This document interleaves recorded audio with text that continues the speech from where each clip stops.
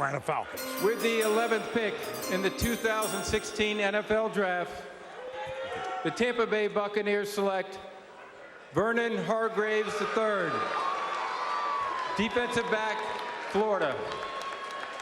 Area code 813.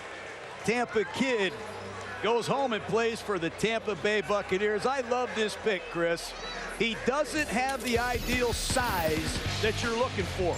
He doesn't have the ideal speed. But when you turn on the film, this kid knows how to play football. He can play right corner, left corner. He can play press coverage or off, and he's a good tackler.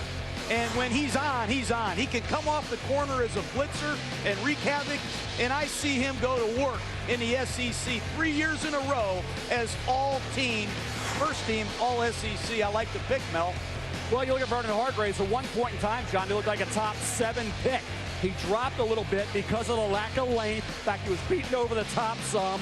And you look at him, you mentioned it, tackling, outstanding. I thought he had a good career, but his best years were early on. His performance kind of leveled off, or he regressed a little bit. That was a concern. But here at 13, to be 11, and you thought maybe he could get down to Miami at 13. Tampa Bay moved down, still got him. Can't argue with the move. I like Vernon Hargraeves better than Eli Apple, who the Giants took at 10.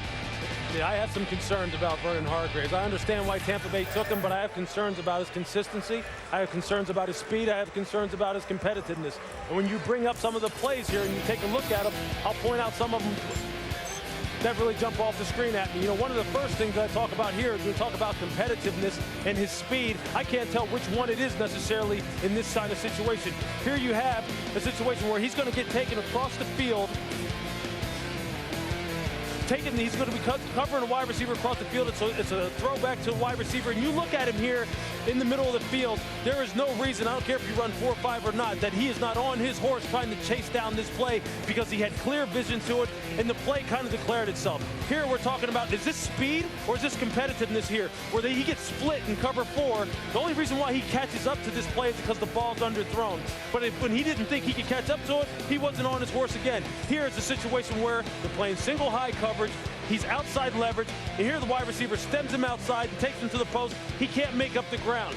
And those are things that are just glaring, that kind of stand out to me. I just don't know if it's competitiveness or if it's long speed. But those receivers only get faster, and they only get more competitive in the NFL. I thought he was a competitor.